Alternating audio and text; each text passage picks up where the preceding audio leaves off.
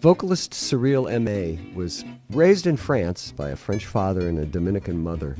As a child in Samois-sur-Seine, she would sneak out of her bedroom window and wander into the nearby gypsy encampments that were filled with people attending the annual Django Reinhardt Festival.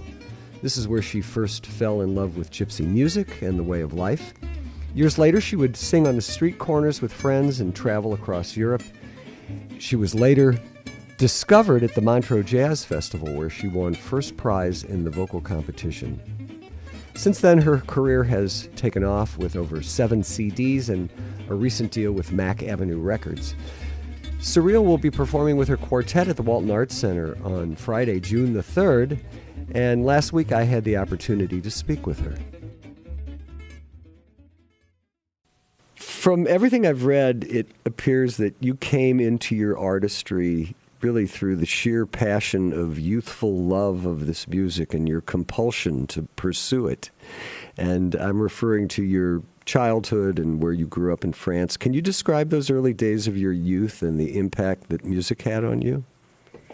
Well, music was always a part of my life, meaning that it was around the house at all times, especially music that you can dance to. My mother loves to dance, and we would always dance in the living room. But then when I was 14, I met the gypsies, and I had heard gypsy jazz every year, because every year there's a Django Reinhardt Festival in my hometown.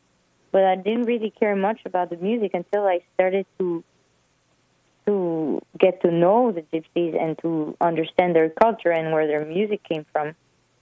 And that's when I fell in love with the music. Once I had been, in touch with their culture. So what are those things about the gypsy culture and its relationship to the music that you found so compelling? Well, for them, music is not a career, it's not a job, it's not something that you do to make money. It's really just something that you kind of need to go on about your day, and it accompanies lunch, it accompanies dinner, it accompanies late hangs, and it's part of every day and everyone's life, and it's something to share with the family. For me, that's what I fell most in love with. Is just the way that it's really in the moment kind of music. Fairy tales can come true. They can happen to you if you're young at heart. For it's hard, you will find, to be narrow of mind if you're young at heart. You can go to extremes and impossible schemes. You've had the good fortune of keeping together a band that you worked with over a period of time. I'm referring to the guitarists in particular that you've spent so much time with. This must help to create an understanding and an empathy, not to mention a musical comfort zone when you have not just fellow musicians, but it's more like family almost. Yeah, of course. Often the way I put up a band together is because it's my friends, and usually because we're friends, the music connection works well. For me, it's more important to connect personally than musically even. I'm lucky to be with my friends on the road all the time. And when I first created this band with the 2 guitars in my head for It's a Good Day, I really wanted it to be Adrian from France, who I've known for 10 years, and Michael. I had these guys in mind when I created this band. It's a good day. It's a good day. Well, it's a good day for singing a song, and it's a good day for moving along. Yes, it's a good day. How could anything go wrong? A good day from morning till night. And it's a good day for shining your shoes, and it's a good day for losing the blues. Everything to gain and nothing to lose. It's a good day from morning till night. I sense that in your music, you are less motivated by the technical intricacies and the possibilities of jazz as much as the emotional and the sensory aspects of the music. And that said, I understand this music can be quite technical and very demanding. I feel like your sound and the execution of the music sort of belies the work that you must have to put into it to make it so effortless, above and beyond the camaraderie and the emotional attachments. Yeah, but that's why we worked really hard on this, and we got to know each other so well, and to really learn, all of us, how to play together so that we don't have to think about the technical aspects anymore. All we think about is the lyrics, the story behind the song, what we're feeling while we're performing the song. And so that all of this emotion is much more important than the technical aspect. How many languages do you speak? 3. So French, English, and Spanish? Yeah. What, if any, impact does language have on your choice of repertoire? Does speaking another language change the way you think or perform? Yeah, of course. I know that I really, really love singing in English. You know, when I first discovered the American songbook, I wanted to learn every single song in the real book. I just love the way the English language flows because, especially for a singer, it's long vowels and very open mouth, you know.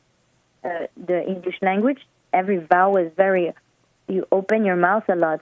And so it's a lot easier to sing than the French language, which is the little mouth, petit, monsieur, you know? Yes. So it's a very different technique. And so for me, the sound and the freedom, I guess, of how you can bend the vowels and elongate the words in English, it's very elastic. So I like that. But what I like about the French language is a different aspect. I feel the lyrics in French are more powerful to me. It's more poetic. Yeah, it hits me more direct. Tu demandais hier mon avis sur le bonheur. L'air de rien, voilà que tu t'inquiètes. La paix te ferait donc peur. Je l'attise cet amour. Les brindilles volaient. Tu n'y vois que du feu. C'est sa vie secrète. Pourtant, les moissons. There is such an elegance to the French language, and I must also say that your command of English is very impressive. And not just the command of the language, you seem to be able to navigate your way through a range of emotions, from joy and innocence to a poignant, bittersweet melancholy. And I must say that your performance on the CD, Let's Get Lost, on the Sammy Fain tune, That Old Feeling, just absolutely knocks me out.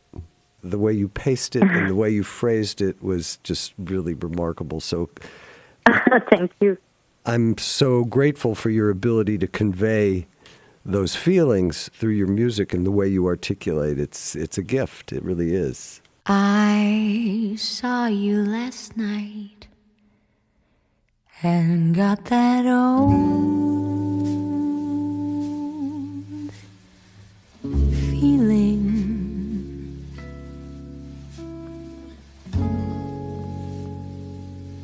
When you came inside, I got that old feeling.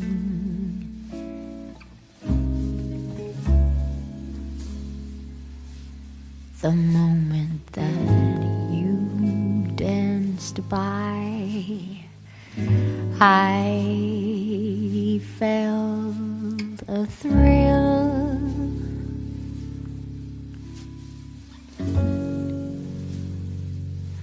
And when you caught my eye,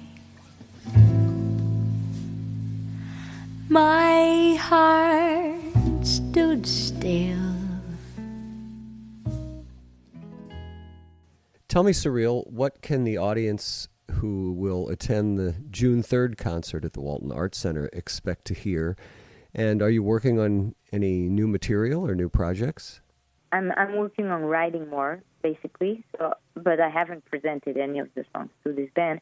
Since the record kind of just came out, we're going to play mostly songs from Let's Get Lost and put some of songs from It's a Good Day in there as well.